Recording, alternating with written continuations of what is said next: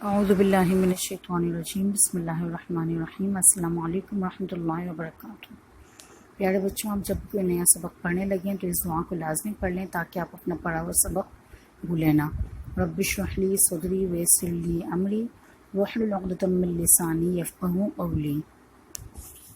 Class 7 بیٹا، آج ہم آپ کی کتاب سے جو سبق پڑھ رہے ہیں اس کا نام ہے سخاوت کی فضیلت اور بخل کی مذمت۔ صفحہ نمبر 74 یعنی کہ 74 نکالیے آپ، اور اس چیپٹر کو آج ہم پڑھیں گے۔ میں آپ کو پورا چیپٹر ریڈ کر کے نہیں بتاؤں گی، وہ آپ ریڈنگ کریں گے، لیکن میں آپ کو اس کی جو اہمیت فضیلت ہے اور سخاوت کی کہ سخاوت کیا ہے، سخاوت کا مفہوم ہم پڑھیں گے۔ سخاوت کا مطلب اپنا مال دوسروں پر خرچ کرنا۔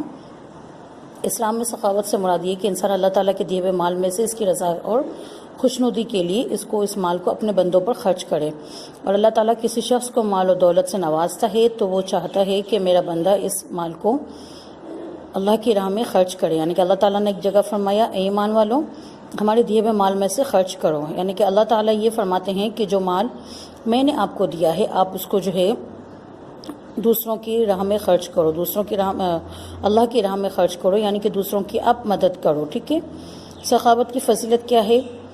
سخاوت کی بہت زیادہ فضیلت بیان کی گئی ہے، اسے اہل ایمان کی خاص صفات میں شمار کیا گیا ہے، جس کا ایک جگہ اللہ ارشاد باری تعالیٰ ہے جس کا ترجمہ ہے ان کے مالوں میں سائل اور محروم لوگوں کا حق مقرر کیا ہے، یعنی کہ اللہ تعالیٰ جو مال آپ کو عطا کر رہے ہیں اس میں اللہ تعالیٰ نے غریبوں کا غربوں کا حق بھی اللہ تعالیٰ نے اس کے اندر جو ہے شامل کر کے رکھا، یعنی کہ وہ بھی مقرر ہے اس میں کہ اگر وہ مال آپ خرچ نہیں کرتے تو اللہ تعالیٰ کسی اور ذریعے سے وہ مال آپ کے جو ہے کہیں اور آپ کا وہ مال خرچ ہو جاتا ہے، لیکن وہ آپ کے نصیب میں نہیں آتا کیونکہ وہ اللہ تعالیٰ نے آپ کے لیے مقرر ہی نہیں کیا تھا، ٹھیک ہے۔ ایک بات ہمیشہ یاد رکھیے گا بیٹا کہ ہر ایک کا نصیب ہر ایک کو ملتا ہے۔ اگر آپ کسی کا نصیب لے لیتے ہیں، مطلب یہ کہ آپ اپنے مال میں سے اگر خرچ نہیں کرتے تو اللہ تعالیٰ اس مال کو کہیں اور خرچ کروا دیں گے کیونکہ وہ آپ کے حصے کا تھا ہی نہیں، تو آپ کو بھی نہیں ملے گا، ٹھیک ہے نا۔ اب دیکھیے ایک بات اور میں آپ کو سمجھا دوں، اب آپ یہ جانیں کہ مال ہم کہاں خرچ کریں، کن لوگوں میں خرچ کرنا چاہیے۔ فقیر ہیں، مساکین کو کھانا کھلانا، یتیموں، بیواؤں، غریبوں، محتاجوں کی مدد کرنا اور ان کی ضروریات کو پورا کرنا، اور عام لوگوں کی سہولت اور بھلائی کے لیے جو ہے مختلف قسم کے کام کرنا، جیسے کہ اگر کسی گھر میں اگر کوئی بچہ ہے جو کہ نہیں پڑھ پا رہا تو اس طالب علم اس کو کسی اچھے اسکول میں ایڈمیشن کروانا اور اس کے تعلیمی اخراجات کو برداشت کرنا۔ اور سخاوت کا تعلق صرف مال سے نہیں ہے، اگر آپ کے پاس کوئی علم ہے تو آپ اس سے بھی کسی کو فائدہ پہنچا سکتے ہیں، کوئی نالج ہے آپ کے پاس آپ وہ دوسرے لوگوں تک پہنچائے، تو یہ بھی آپ کے سخی ہونے کی ایک نشانی ہے کہ آپ سخی ہیں۔ اور ایک بات اور سخاوت کے متعلق اللہ تعالیٰ نے فرمایا کہ سخی کیا اللہ کے قریب ہوتا ہے، جنت کے قریب ہوتا ہے، لوگوں کے قریب ہوتا ہے اور آگ سے دور ہوتا ہے۔ اس کے بعد ہم آ جاتے ہیں بخل پر۔ بخل کے معنی ہے کنجوسی۔ بخل سے مراد یہ ہے کہ انسان مالدار ہونے کے باوجود مال کو اپنی اور دوسروں کی جائز ضروریات پر خرچ نہ کرے اور اسے جمع کرتا رہے، اسے کنجوسی کہتے ہیں۔ بخل کرنے والے کو بخیل کہا جاتا ہے، یعنی کہ آپ کے پاس مال تو موجود ہے لیکن آپ نہ اسے اپنی ذات پر خرچ کر رہے ہیں، نہ اوروں کی ذات پر خرچ کر رہے ہیں، تو یہ بہت ہی غلط چیز ہے۔ دیکھیے بخل اور کنجوسی انسان کی بدترین صفات میں سے ہیں۔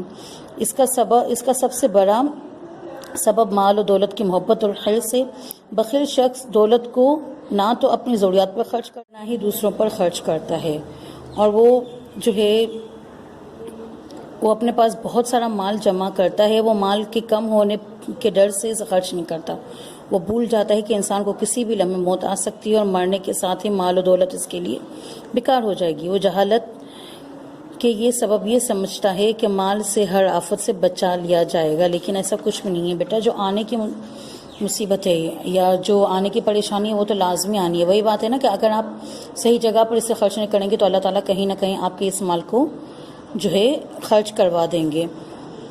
دیکھیے بخیل شخص کو اللہ تعالیٰ پسند نہیں کرتے، وہ معاشرے میں بھی اس کا کوئی مقام نہیں ہوتا۔ نبی اکرم صلی اللہ علیہ وسلم نے فرمایا بخیل شخص اللہ سے بھی دور ہوتا ہے، جنت سے بھی دور ہوتا ہے، لوگوں سے بھی دور ہوتا ہے اور جہنم کے قریب ہوتا ہے۔ جس طرح سخی شخص اللہ کے قریب ہوتا ہے، جنت کے قریب ہوتا ہے، لوگوں کے قریب ہوتا ہے اور جہنم سے دور یعنی کہ آگ سے دور ہوتا ہے، اسی طرح سے بالکل اپوزٹ ہے بخیل شخص کے لیے کہ وہ اللہ سے دور ہوتا ہے، جنت سے دور ہوتا ہے، لوگوں سے دور ہوتا ہے اور جہنم کے قریب ہوتا ہے۔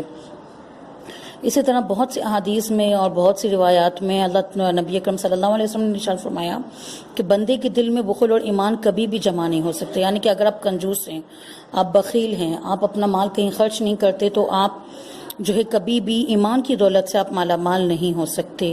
قیامت کے دن کنجوسی کرنے والے کا ٹھکانہ کیا ہوگا؟ جہنم میں ہوگا. اسی لیے بیٹا کوشش کریں کہ جنت میں کوئی دھوکے باز، کنجوس اور احسان جتلانے والا داخل نہیں ہوگا. یعنی کہ جنت میں بھی اس کا داخلہ ممنوع ہے، اس کا داخلہ منع فرمایا گیا ہے کہ اگر کوئی شخص کنجوس ہے تو وہ کبھی بھی جنت میں داخل نہیں ہوگا.